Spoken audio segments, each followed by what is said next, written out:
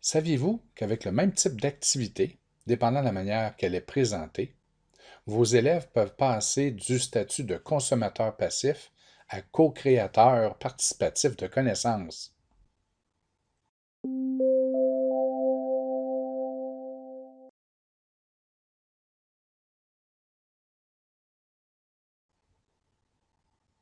Dans cette courte vidéo, nous allons discuter du modèle de Romero.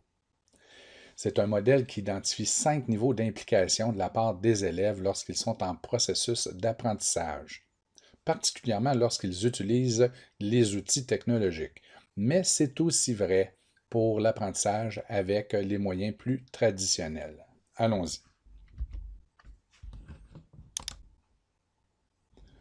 On va passer de la consommation passive à la co-création participative de connaissances. Voici les 5 niveaux identifiés par Mme Romero.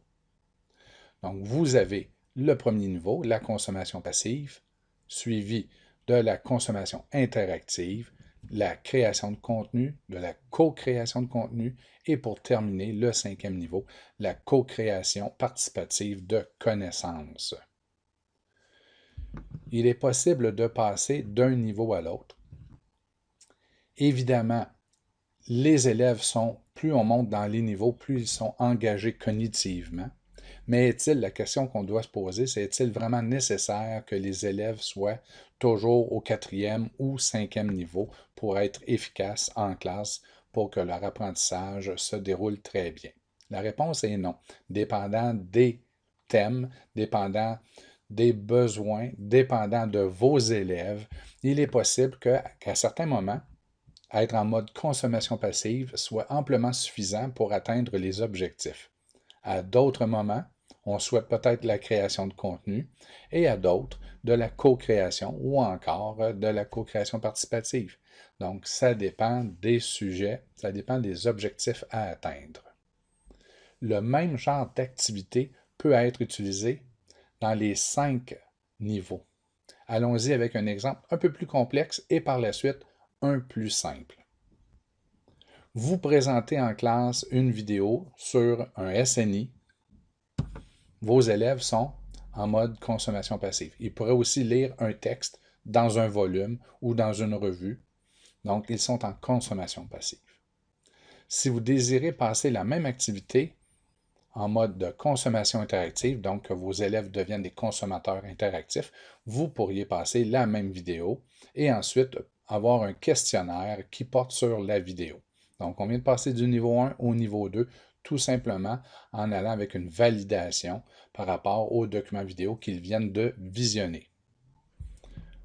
Si vous désiriez travailler, déjà là, il y a un peu plus de travail de la part de l'élève, mais vous pourriez aussi demander à l'élève en révision, donc à la fin du chapitre ou après avoir vu la notion en entier, de lui demander de vous faire un enregistrement vidéo de 30 secondes, d'une minute, sur ce qu'il a appris.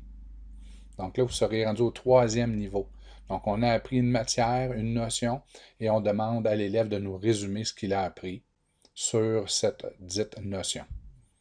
4e niveau, vous pourriez demander de réaliser une vidéo résumant tout ce qui a été appris, mais vous pourriez demander à faire le travail en équipe et de se limiter à 2 ou 3 points. Donc, ils devront négocier et ensuite, une fois qu'ils auront établi leur plan de match, établi les priorités, ils pourront réaliser l'enregistrement de 30 secondes ou d'une minute. Donc là, on serait rendu en mode au 4e niveau, donc en co-création de contenu. Et vous pourriez prendre le même exemple de la vidéo et le pousser au 5e niveau en demandant à vos élèves de réaliser des bouts de vidéo au fur et à mesure qu'ils apprennent, qu'ils sont en processus d'apprentissage. Donc, ils pourraient faire des bribes, donc une vidéo de 15 secondes disant voici ce qui s'en vient. Ensuite, pourrait proposer une hypothèse. Selon moi, je crois que dû à cet événement, il pourrait y avoir tel résultat. Et ensuite, continuer en ajoutant des bouts de vidéo, en disant ah, je m'étais trompé, mon hypothèse était fausse, j'en soumets une deuxième. Et là, vous faites faire de la co-création participative de connaissances à vos élèves, qu'ils soient individuels ou en équipe. Mais évidemment, en équipe, ils vont pouvoir vraiment se mettre au défi et essayer d'augmenter le niveau cognitif. Hein. Le niveau cognitif augmentera, ça ne veut pas, l'engagement cognitif va être au maximum. Par contre, oui, c'est vrai que ça demande beaucoup plus de temps. Donc, à l'occasion, un niveau 1 ou un niveau 3 ou un 2, un 4, c'est amplement suffisant. Et dans certains points très complexes ou très importants, on pourrait introduire une activité de type niveau 5. Donc, je vais faire une démonstration. On va laisser faire la vidéo de côté. On pourrait faire la même chose avec le questionnaire.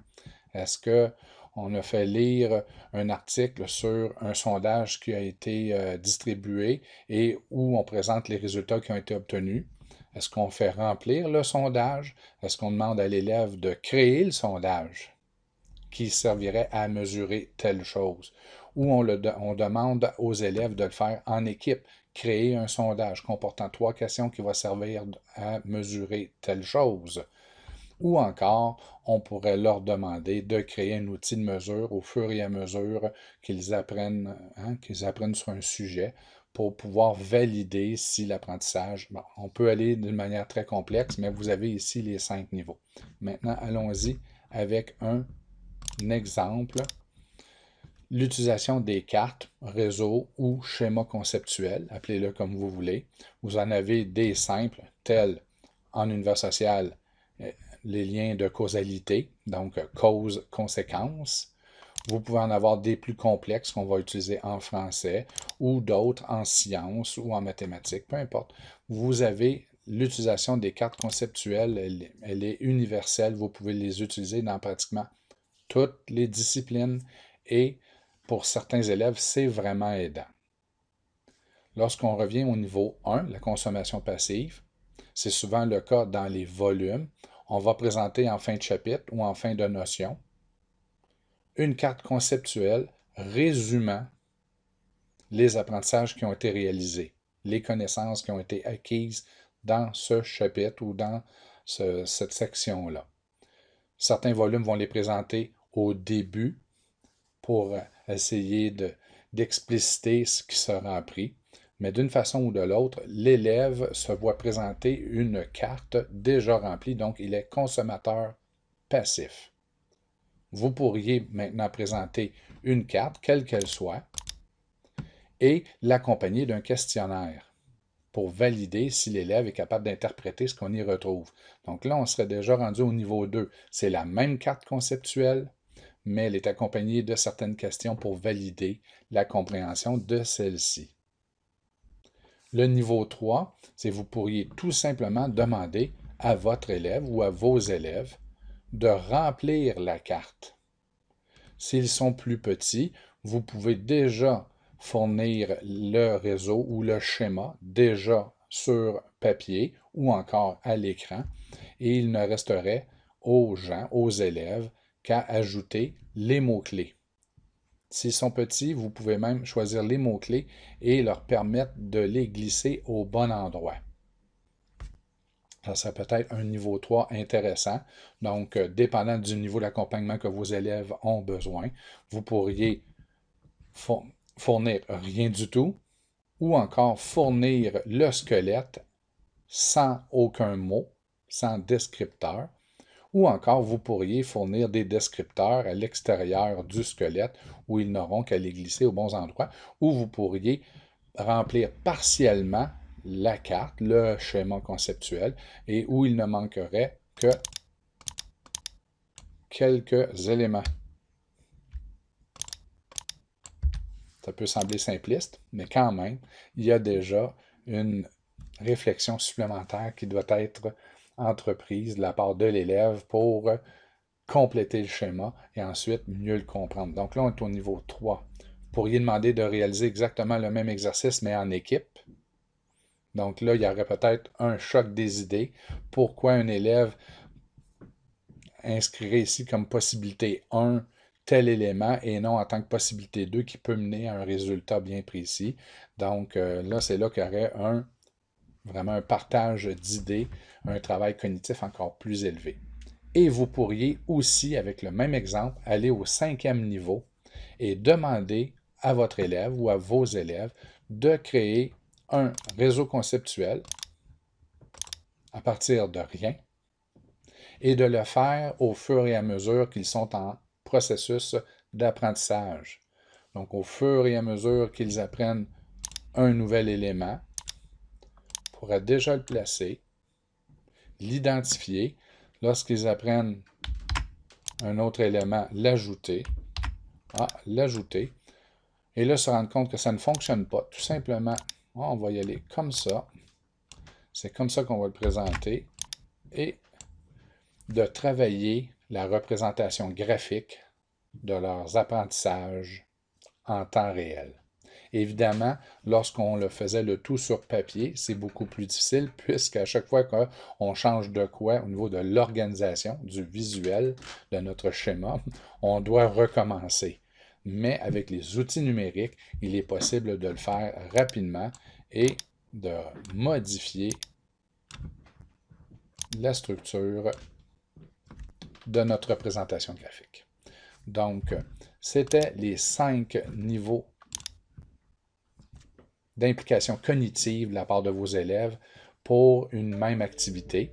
Et, je le répète, dans certains cas, le niveau 1 est très efficace, très rapide et suffisant pour remplir une tâche. Et à d'autres occasions, vous pouvez avoir le niveau 2 à 5 qui pourrait être beaucoup plus efficace pour vos élèves. Bon apprentissage!